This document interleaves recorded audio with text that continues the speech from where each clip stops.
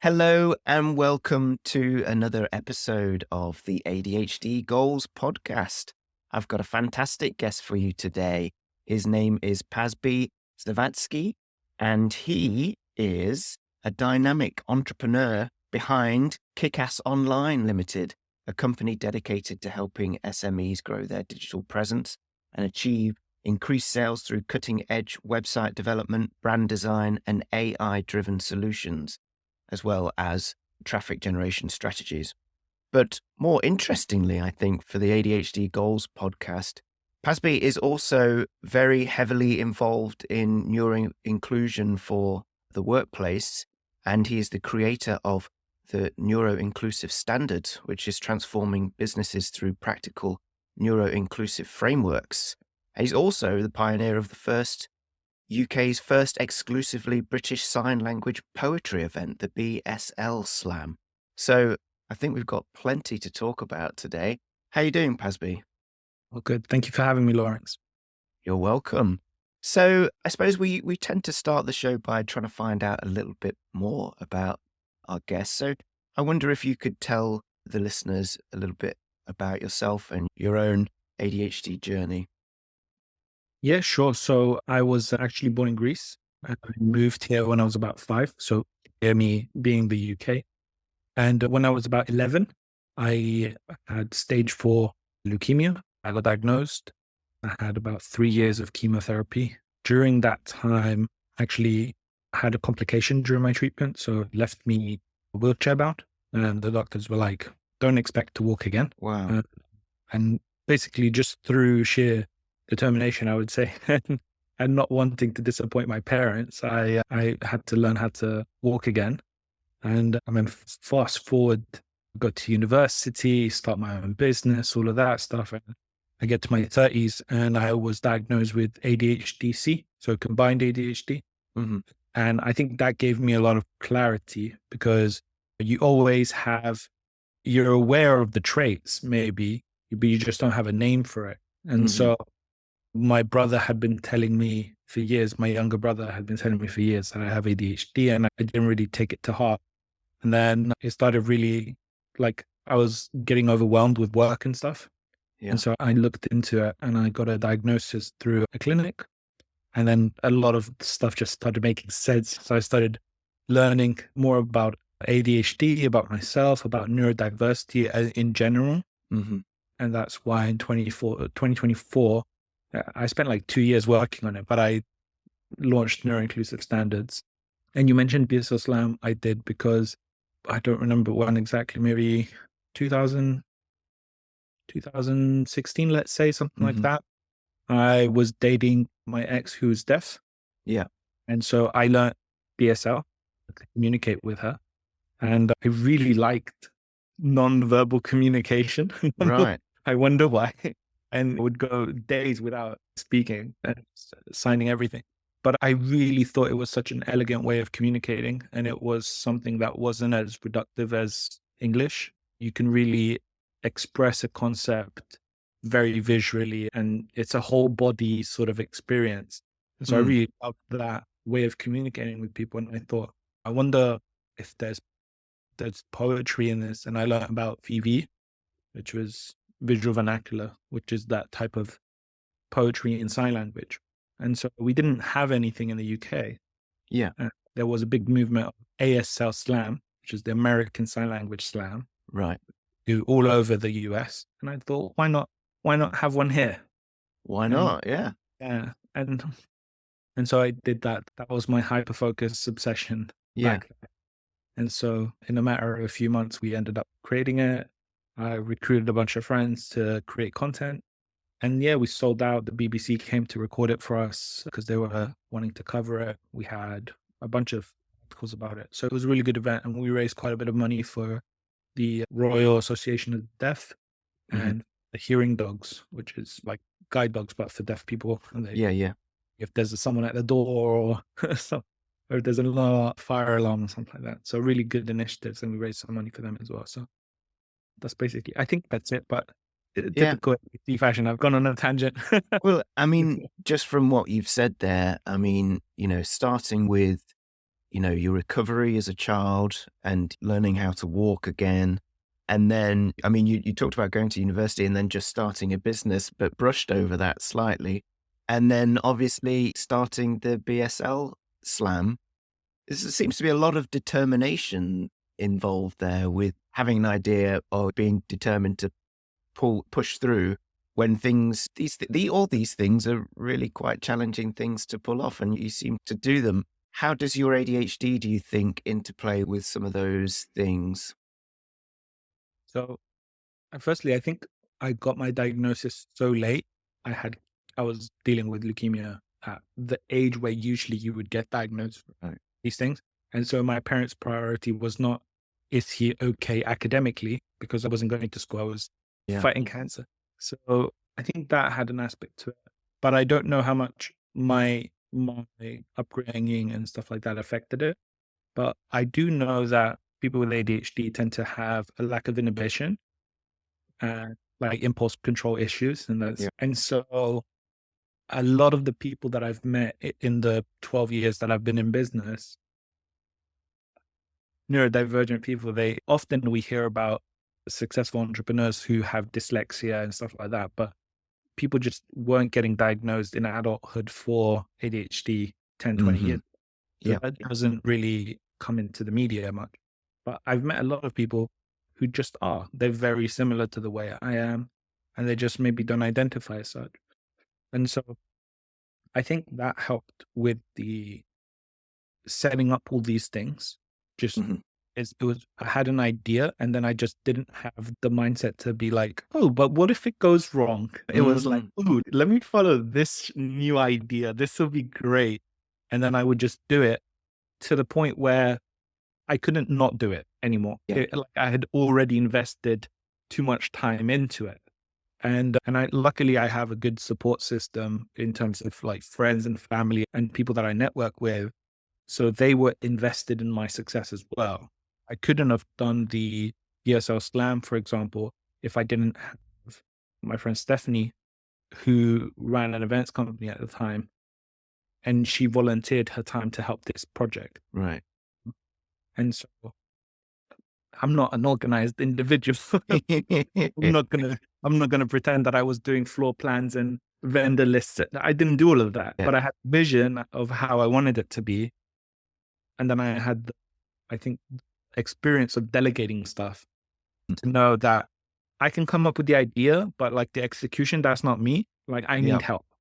Yeah. And I think that's where I've managed to succeed with a lot of these projects is that I knew when to ask for help from people.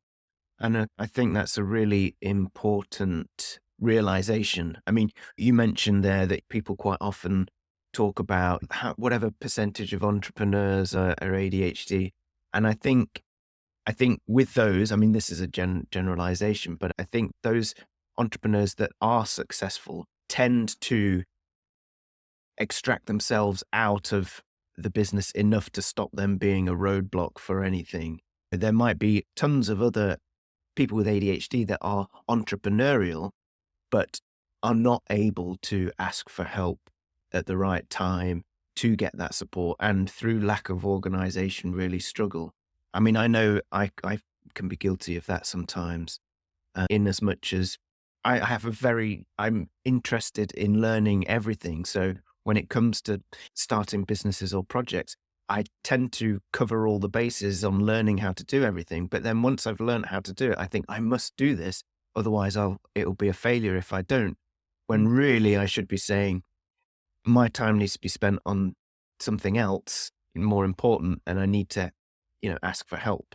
But that can be very difficult in and of itself. How do you communicate to somebody what you need help with? And you've got to do a lot of the work to prepare the instructions or setting the boundaries for what you need, or the expectations rather. And that can be a lot of work as well. I think with this, it's about having the communicating the expectations of the people with your expectations with the people that you're working with. So I have a project manager in my company at Kickass Online, And I used to just send him tasks as WhatsApp, voicemails, Mm, Messenger, Discord, email. Like I would send them all over, and stuff would fall through the cracks. And mm, and then I would be annoyed at him because I'm like, I told you the thing. And then he's like, bro, yeah, you told me like 100 things in 5 different platforms. How am I supposed to track? yeah. So we had to work around it, and we use something called ClickUp, which is like a task management thing. And I have it on my phone, I have it on my tablet, I have it everywhere. So Mhm, put it there and give it to him, and then he deals with it. And that's how. So it's not more work for me. I'm still just typing it, but at least I know where to type it, yeah. and then close that. And I can do a voice note in there and put it in there as well. So it's not like it limits my control on that. Now with a lot of people who have ADHD, I think, and I see this with my hobbies, right? Is that we like the planning and ideation stage so much that we get all the tools and everything. So we're going to be like the best at this hobby. I did this with Warhammer, and I bought an airbrush, right? I bought a kit to hold all my little pieces of stuff and like all the brushes. And before I even painted the model, before I even knew if I liked this hobby, I still do it, but not as much as during that period of hyperfocus. So I think a lot of people apply those same habits to business, in Mhm, that they have a good idea and then they plan it out. They do the business plan and do the marketing plan, and they come up with a logo and all of that stuff. And then they just never launch it because they're mm, like, it's not perfect yet. And I mm, think we hold ourselves up to such a high standard. And there's this expression from Voltaire, I think, and it's perfect is the enemy of good, right? And nobody ever launched it. Like Uber was crap when it launched. Like if you mhm, see their pitch deck, it was a pile of crap by today's standards, right? yeah. Yet they're a massive company because they knew you got to just put something out there and then make it better. Whereas I think a lot of people with ADHD try to get to perfect first, Mm, and by the time they get there, they're burnt out because you've not got any of that dopamine coming in to keep you motivated, right? yeah, Where if you just put it out and then people are like, oh, wow, this is good. You could improve it a little bit. But then you're like, yeah, I know I could improve it, but somebody said it's good. I'm yeah, excited now, right? yeah. So that's a really big thing. And then I think the other thing is we compare ourselves with a lot of people online. Everyone projects this like perfect version of themselves online, and it's not true. Right? Everyone has ups and downs. I'm not going to be like, oh, the past 12 years of my life have been perfect and every venture I've done has succeeded. I ran a company for about 9 years, and that went into liquidation. So, and I've closed maybe about 4 companies because I just set them up, planned everything, and then I didn't have the right people to delegate it. So it just never got off the ground. Yeah. Even with me knowing the steps because I've done them before, I had to trash 3 companies in the past couple of years because there was no way I was going to invest the time to do it myself. And Mm, I find the right people at the time to get it off the ground. So there's always this perception that, oh, they must be doing good, so why can't I? And then you start getting that like negative feedback loop of yeah. there's something wrong with me. Why can't I do it? They're doing it, blah, blah, blah. And I think role models are better when they're a bit more honest. So I think about like Richard Branson. He's got Mhm, ADHD and dyslexia. And he, in one of his interviews, was like, I didn't know the difference between net and gross profit until I was 50, because right. his main skill in growing his entire like Virgin empire has been delegating. Yeah. So people would be like, "Oh, this is the profit and loss and blah blah blah," and he'd be like, "Is that good news or bad news?" Like, I don't know. I'm not gonna read this. I have Yeah. dyslexia. But like, I'm not gonna. And he would just delegate the. He would just want he just wants to make the decision, yes or no. Yeah. So, is this good or bad? Are we in a bad bit? And then they'll be like, "Oh, it's good. All right, no problem. All right. Oh, it's bad. Fire 5% of the staff. Done." Yeah. Like he doesn't. And so I think the speed at which you can make decisions is what ultimately decides whether you're going to be successful in business. Mm, If you have to procrastinate and mull over a decision for 3 weeks, the opportunity's gone. And so, but if you can just be like, okay, flip a coin, it's yeah. better.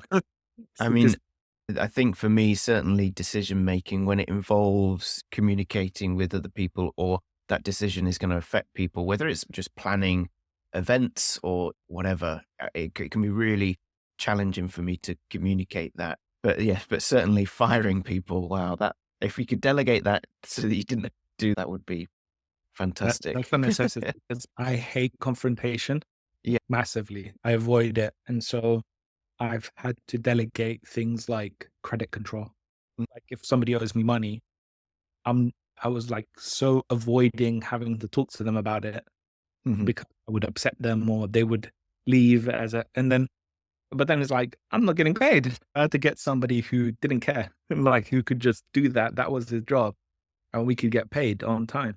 yeah, And so it's about knowing your weaknesses. And I think you can't know yourself until you get some clarity. And I think that's why diagnosis is so important because it gives you something to work from. And for some people, they're so far along their life where their identity is set. And so it doesn't benefit them. Like if you're 50 and you've had like 3 kids and you're married for like 25 years and you're nearing the end of your career, getting an ADHD diagnosis is probably going to do you more harm than good. mm, But if you're like yeah. 20 and you're struggling and you don't know why, I think it might be good to know. Yeah, I mean, I think for me personally, I mean, I found out a few years ago, just as I was sort of approaching 40, and it was so important for me just to understand myself and have a lot of things make sense. And I use quite often the term in coaching, name it to tame it. And I think that there's a lot of power in that. Once you can identify what something is or certain traits of certain things, it can be really powerful to then know, okay, I know how to approach this specific challenge. And yeah, but like you say, it's different for different people. But for me, it was certainly a good thing. Have you ever seen Earthsea?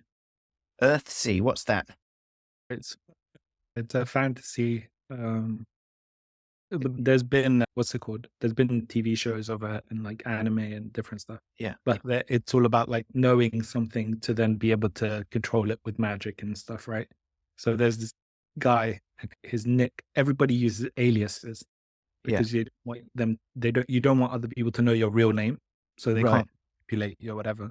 Hmm. And I just thought of like when you were said you need to name it to tame it, and I was Yeah. just like Sparrowhawk, the main guy.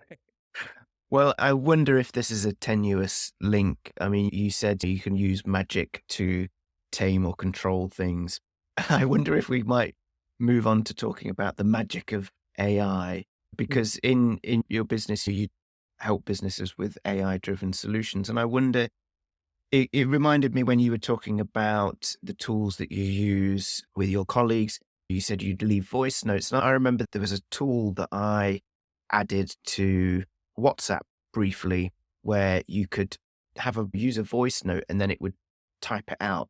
And I thought that was a powerful thing, but I couldn't really set it up properly in order for it to really supercharge my process. But I wonder if you might be able to talk a little bit about any sort of ADHD AI benefits that you've come across. So one that I've done relatively recently that is helping me is because I've noticed my health was slipping a bit. And so I went and got some blood tests in November. And then I got some new ones in February just to see sort of like has it improved or not.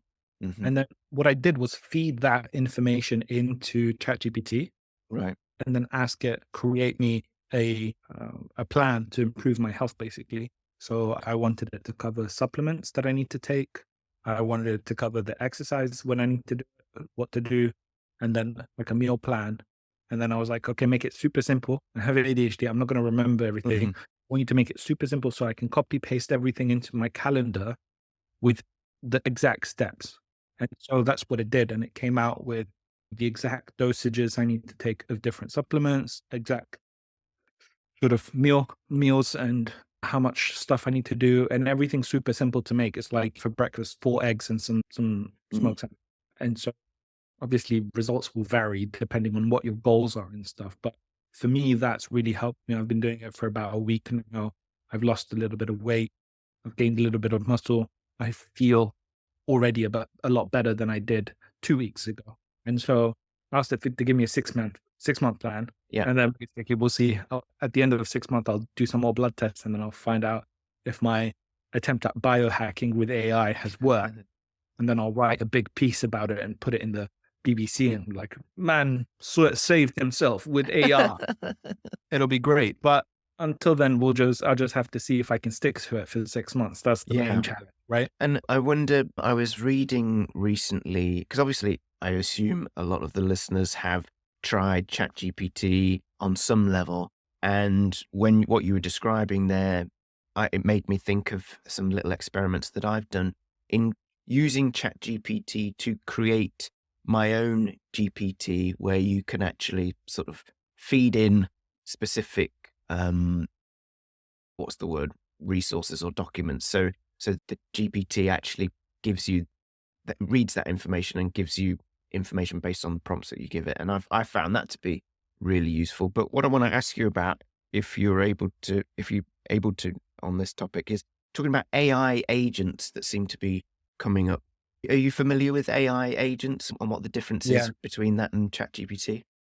Yeah. So agents actually do things in the real world for you. So whether that's them researching a topic or calling somebody or sending out emails or managing your calendar, all of those things are what agents can do. Whereas ChatGPT and other platforms like Perplexity or Claude, what they're doing is you're just communicating and they're just giving you output, right? Now, with some of the new models of ChatGPT and with like Claude, they have agentic control, which basically means, okay, I want you to create this program on my computer. And then it'll open up, like you can see it controlling your computer and doing stuff for you, right? So that's where it becomes quite powerful. So at the moment, I'm using something called Cursor, and Cursor is IDE. So it's a tool to program. And I'm using its agent mode to basically create a game for me. Okay. So this game I had in my mind I studied computer games development at University of Westminster. So it's something that I'm quite passionate about, but they take so much time and skill to develop. And so for the past few days, I've just been, whenever I have some spare time, I say, oh, add this to my game. And then you just see it typing away and it's like, oh, I think, blah, blah, blah, blah, and then, blah, blah, blah, blah, and I added this. And then, oh, there's some errors. Oh, let me fix those. And then and then it'll be like, oh, I forgot to change this variable. That's why there's errors. And I've got a game in like 2 days rather than a year. So it's pretty cool what you can do with it. I wonder, just going back to the example that you used previously about when you were thinking about your health and you used ChatGPT to come up with a 6-month plan. So would I be right in saying that with just plain old ChatGPT, it's helpful in that mode of when you're in research or planning mode and saying, what would a 6-month plan look like? And it just feeds back the information. And what you said after that is, I just need to stick to it now.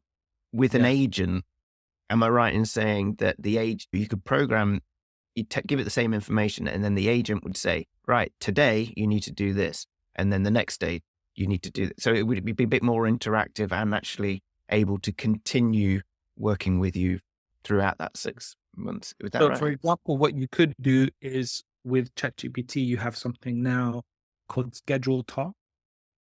So they've got a model. I think you have to be on the paid plan, like the $20 a month. But it's basically ChatGPT 4.0 with scheduled tasks. So you could ask it to do stuff over and over again. Or you can use something like Proxy, which is a relatively new AI from Convergence. And Proxy basically can do stuff for you, like create a calendar invite and stuff like that. So you could say, this is my 6-month plan. I need you to remind me what I need to do every day. So just email me with today's tasks or WhatsApp me. And then you just have to make the integrations and stuff. And then the most extreme thing is if you could do a voice agent that clones your voice or maybe your mother's voice, I don't know, whatever would motivate you more, and then get it to call you at 9 o'clock and be like, hey, honey, you're supposed to be taking your medication. Have you done it? And so you could have it like that. I mean, that would be the most costly version of it, but depends what you need in terms of motivation. So there's a bunch of stuff that we can do. It's very early days in agentic AI. So there's just no limit to what you can create. It's just a matter of wanting to actually sit there and set everything up once and then having it do all of these things for you Yeah. automatically. Well, I mean, I've written a ton of notes from what you've said, and I'm definitely going to have a little play around with that in the next few days. But I wonder if I could move you on to the topic of the neuro inclusive standards. So thinking about how can we improve accommodations in the workplace, could you tell the listeners a little bit about what you've done with the neuro inclusive standards? Yeah. So it's very early days for us as well in Hmm. neuro-inclusive standards, waiting on some approvals for our business to basically be able to go forward and expand. Hmm. But essentially, the idea is that the reason I started it was when I first got my diagnosis and looked into support and stuff, I met some consultants in the neurodiversity space. And a lot of the stuff that I saw was very tailored, let's say, to their form of neurodiversity. So, if it was somebody who's got ADHD, they would go to a workplace and say, these are the things you have to do to be more inclusive Hmm. or more neurodiverse. And it would just be stuff that would work for people who have ADHD. It wouldn't help somebody who's got dyslexia, for example, or dyscalculia or any other type of neurodiversity. Wouldn't help somebody who's got autism. And if you've met one person with autism, you've met one person with autism. Hmm. They're all unique. And so I thought that this sort of approach was very reductive and actually breeds a lot of toxicity in the workplace. Hmm. Because what happens, let's say you're in an office, and for you to get support, you essentially have to out yourself to the company, right? You have Hmm. to go and say, "Hi, HR person, I have ADHD. I need these accommodations." Okay, great.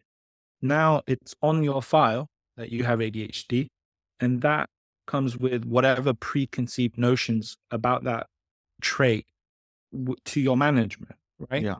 So maybe you then get passed up for management opportunities because they're Hmm. like, that guy can't, he's not organized. Hmm. Or maybe you're late like one time and they're like, oh, people with ADHD are always late. And then you're like, well, I'm 99.9% attendance. Like one time I'm late. And it creates these sort of situations. And then from the other point of view, let's say you get these accommodations. Maybe they give you a nice chair or standing desk or soundproof headphones. These are like the standard trifecta of we're a good employer, right? Yeah. What about your colleagues who aren't? And they look at you and they're like, why does he get a cool desk? Mm. Why did he get nice headphones? Why do I have to buy my own headphones? Right. Hmm. And so, even though it seems petty, people start festering those kind of negative feelings and they pop out at different times. And then that becomes a toxic workplace for you. So, even though you've done the right thing, you've told your business company about your conditions so they can accommodate you and they've made the accommodations. And then you're still going to get burnt out because the people at work are bullying you because you're special. Hmm. And so, there's no, like, inevitably, it's a flawed system. Yeah. So considering that the statistics show that 20 to 25% of the workforce is neurodivergent, that's regardless of whether they self-identify or not, Yeah. it doesn't make sense and obviously those stats are higher in specific industries, but just across the board, like the whole workforce, let's say 20 to 25%, depending on the research, is neurodivergent. So if that's the case, why would you not just have everything available to everyone without them having to out themselves Yeah. and have the setup at work where, okay, we're not going to play music on the radio loud in the main room where everyone can hear it. If you want to listen to music, put your headphones on and listen to music. That's a better way of than forcing somebody who's different, let's say, but not neurodivergent, to have to wear special headphones just so they don't have to listen to the noise that everyone else is making. Hmm. because there's going to be other people in the room who also hate it, and it's driving them crazy. And it has been for 5 years, and they're just looking for an excuse to leave. So that's the core sort of driving factor of neuro inclusive standards. It's how do we make the workplace fair for every type of brain, not just let's highlight these few people and then punish everyone else for being neurotypical. Like that's not the right way to do it, right? Yeah. And so that's the way we've structured it, and it covers everything from recruitment, hiring, onboarding, training, day-to-day work, leadership, management styles, workplace accommodations, and then like continuous improvement for the organization. Mm-hmm. And we're working on a version 2 with a company that does office fit outs. Yeah. And so basically finding out all the sort of stuff that you can do to a space to make it more inclusive, because one of the owners of that company, their son, has autism. And so he's acutely aware of all the best types of soundproofing and the best types of lighting and stuff like that. So we're trying to get that real world experience, because they've been running for like over 30 years, into our plan. So then we can give practical advice to the companies that want to take this on board. And I mean, financially, it's a good incentive as well, because for a company that has like 100 employees, we've done the math on it. And if you reduce the absenteeism and the churn, the attrition, for the staff leaving, which is elevated for people who are neurodivergent, so like that 25%, if we bring it down to neurotypical levels, for a company that has 100 employees, that's a saving of about £60,000 a year. Yeah. That's good. Yeah. As soon as you start talking money, then people go, okay, let's look at this. Yeah, because I know as lovely as it would be to go to a company and say, this will make everyone happier. Yeah. It's not, this will make you a ton of money every year. And then we're like, okay, let's do it. I did the DE&I leadership course at Rice University just before I wanted to work on this, just so I have a bit more experience in the space. And the guy was so jaded. The professor was so jaded. Like every other lesson was like, you have to constantly justify everything. Yeah. And I was like, okay, well, step 1, is there money to be made for companies to do this? Yes. Yeah. Okay. Let's do all the fun stuff afterwards. So that's the plan with Neuro Inclusive Standards, basically. Cool. Well, I'm just aware of the time that we've got left. And just before we wrap things up, I just want to make it clear then. So if somebody wanted to find out more about the Neuro Inclusive Standards, it's neuroinclusivestandards.com, and they visit the website, what would they be able to get? You talk about the information on there. What would they be able to do when they visit the website? At the moment, they can just subscribe and be added to the mailing list. As soon as we get the approvals to go live, it's mostly just IP stuff that's in the works.